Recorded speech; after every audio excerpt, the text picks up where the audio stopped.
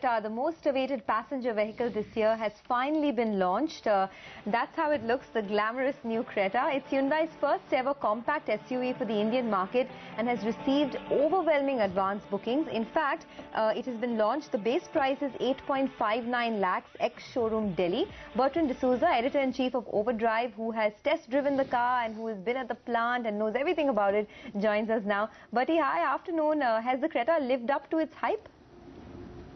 I think it definitely has. Where the price and value equation is concerned, it meets all of those criteria. So I think for anyone looking at stepping into the SUV segment as an entry-level SUV, the Creta offers everything that you would want. I think Hyundai has done a fantastic job out here. They definitely have done a good job. Okay, so Bertie, how does it compare to an EcoSport and a Duster and the soon-to-be launched S-Cross? I mean, do we have a winner here? Well, yes, I wouldn't go all out. I wouldn't go out on a limb and say we have a winner over here as of now. But you'd understand that the EcoSport exists in a completely different segment. It's a sub-4 meter SUV in any case. So you've got that benefit where price is concerned for the EcoSport. But what you get with the Creta, for instance, is a level of premiumness that you would not have experienced so far in this segment as of yet. You will experience that same level of premiumness in the S-Cross when it comes out in the market. That's another week, 2 weeks from now. But you will experience that level of premiumness in the S-Cross as well. But compared to the Duster, for instance, it's the same thing. You will get a lot more premiumness than the Duster. You will get better features and the price-value equation. That's definitely better with the Creta. But the Duster stands out because it feels a little more SUV-ish. You have a slightly more, elevated stance where you're sitting on where your driver's seat gives you a better view than where the Creta is. You've got probably better ride quality in the Duster. We haven't tested them back-to-back, each of these SUVs. We haven't tested them against each other. But you get better ride quality in the Duster from what I recollect in the Duster. So there are a few things like this, but yeah, we will have to do a comprehensive test on both these vehicles, but we will have reports for that on CNBC TV 8, on the Overdrive show. You should keep a watch out for that. But right now, Creta, I think there's a lot of heat on this. I think it will definitely change this segment. Okay, you did realize that Anuj is asking you because he's trying to weigh his own options, right? What to buy and what not to buy.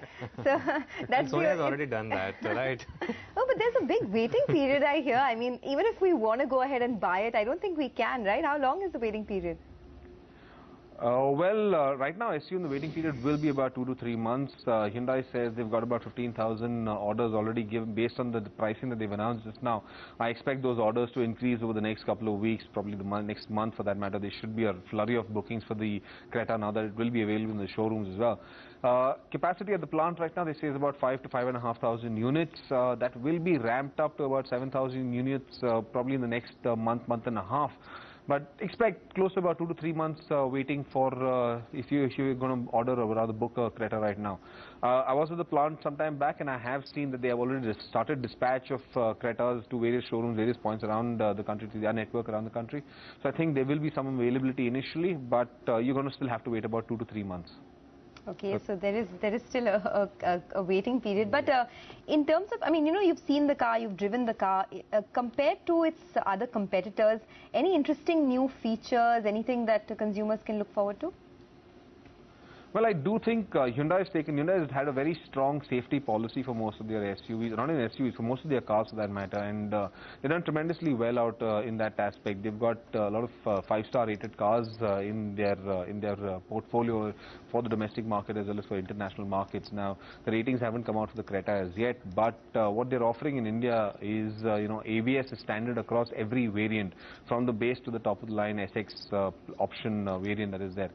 They've also got airbags on almost every alternative except for the base and one variant above that. There are no airbags on that thing, but every other variant has got airbags. So where safety is concerned, they're doing their bit. They're doing a fair bit of there's a fair bit of safety features on offer. I think that's going to be a very strong USP for Hyundai, especially considering the amount of attention there is on safety in the country today. ARAI has come out with the new crash test facility, and there's so much of legislation happening where safety is concerned. We're going to see a new set of laws in the future coming out very soon in the future where safety is going to be at the forefront.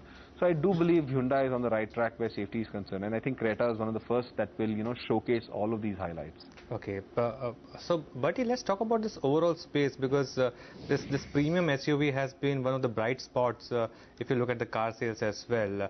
What is your research saying in terms of the level of interest? Is it going to sustain for a reasonably long period of time? I do believe that will sustain. Yes, I do believe interest in the actually just saying premium is not enough for this segment, because this is still an entry-level SUV segment.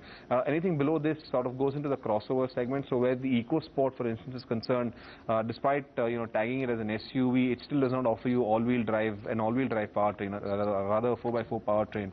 So it's not a full-fledged SUV as such. Yes, you can use it comfortably for your grocery shopping in the cities, and it will do a fair bit of work for you in the urban areas.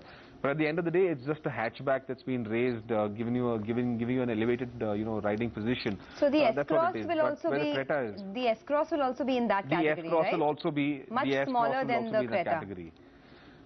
Not really. The size dimensionally is almost the same. Only difference will be the ground clearance that the S-Cross may offer you will be slightly less than the Creta is. I haven't had the time to analyze both of these statistics, both these figures, but the S-Cross will offer you slightly lower ground clearance than the Creta, and as a result, what you also get is a lower riding or driving position.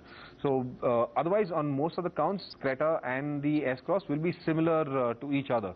The Creta, however, in the future could have the option of a 4x4 drivetrain.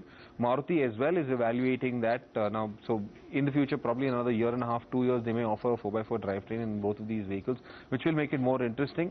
Not because it will be able to take you, up Mount Everest if you like to do so, but simply because it gives you better stability, better security and confidence in driving on roads. 4x4 drivetrains always give you that sense of security, which you cannot get in a two-wheel drive vehicle.